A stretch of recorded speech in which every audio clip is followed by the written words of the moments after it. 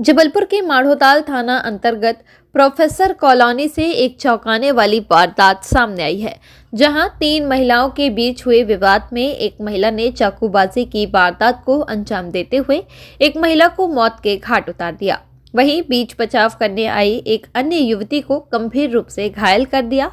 हमले में अनिका मिश्रा की मौत हो गई, जबकि दूसरी युवती सोनम रजक गंभीर रूप से घायल हो गई, जिसे इलाज के लिए मेडिकल कॉलेज अस्पताल में दाखिल कराया गया है। वहीं घटना को अंजाम देने के बाद आरोपी महिला शिखा मिश्रा फरार है, जिसकी तलाश में पुलिस जुटी हुई है। वहीं माढ़ोताल थाना प्रभारी विपिन ताम्रकार के अनुसार बुधवार को शिखा मिश्रा और अनिका मिश्रा सोनम रजक के घर पहुंची थी।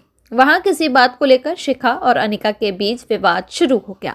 विवाद इतना बढ़ गया कि शिखा ने गुस्से में आकर चाकू से अनिका और सोनम पर हमला करना शुरू कर दिया। चाकू के वार से अनिका गंभीर रूप से घायल हो गई। उसे तुरंत मेडिकल अस्पताल ले जाया गया, लेकिन इलाज के दौरान उसकी मौत हो गई। वहीं दूसरी ओर सोनम रजक को भी चाकू से कई वार झेलने पड़े, जिसके कारण वह गंभीर रूप से घायल हो गई।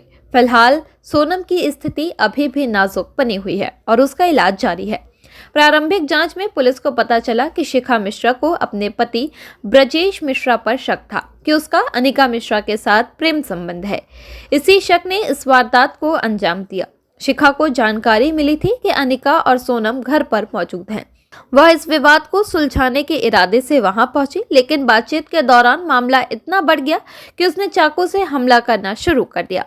वहीं वारदात को अंजाम देने के बाद से शिखा मिश्रा मौके से फरार हो गई।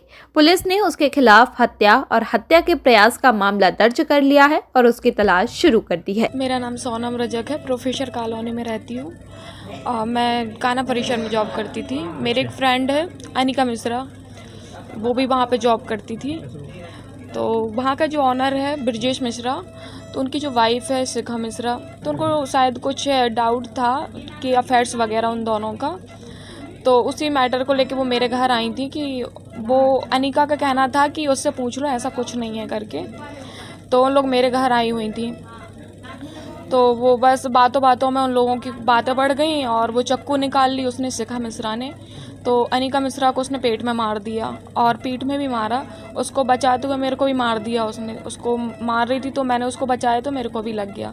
उसको पेट में लगा और पीठ में मेरे दोनों हाथों में लगा है और गले में और हथेली में लगा है। ये चाकू कहाँ से आया था? चाकू वो साथ में लेकर आई थी।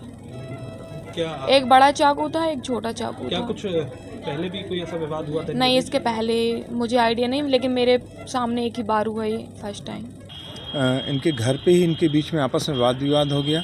शिखा मिश्रा को शंका थी कि अनिका मिश्रा का इनके पति से कुछ तो भी रिलेशन है या डोरे डालने वाली बात पर से इनके बीच में आपस में कहा सुनी हुई वाद विवाद हुआ, जहां शिखा मिश्रा ने अनिका मिश्रा को चाकू से वार किया है और उनको अति गंभीर चोट आई है और संभवतः उनकी हालत बहुत नाजुक है। जहां अभी अस्पताल से भी ऐसी जानकारी प्राप्त हो रही कि संभवतः इनकी मृत्यु हुई है। अभी हालांकि अस्पताल से सूचना प्राप्त नहीं हुई है, अब कुछ खबरें हैं जिसकी तस्दीक की जा रही है। दूसरी इनके साथ में सोनम, जिनके घर पे घटना हुई थी, उनको भी शिखा मिश्रा ने चाकू से चोट पहुंचाई है और उनको गर्दन के पास और हाथ में चोट आई है। इनका एक प्राइवेट अस्पताल में इलाज चल रहा है। किराए के घर पर? हाँ, ये जी हाँ, सोनम रजक किराए के मकान पर निवास करती थी अपनी बहन के साथ। विवाद 3 व्यक्तियों के बीच हुआ? हाँ, विवाद बेसिकली दो महिलाओं के बीच में हो रहा था। अनिका मिश्रा और शिखा मिश्रा, इनके बीच में विवाद हो रहा था। शिखा मिश्रा ने जब चोट पहुंचाई तो जो मकान में, जिनके मकान पे घटना हो रही थी, किराए से रहती थी, वो बीच बचाव पे आई सोनम रजक, सो चोट उनको भी पहुंची। तीसरी फरार है क्या? नहीं, अभी हाँ, जिनने चोट पहुंचाया है आरोपी अभी फरार है।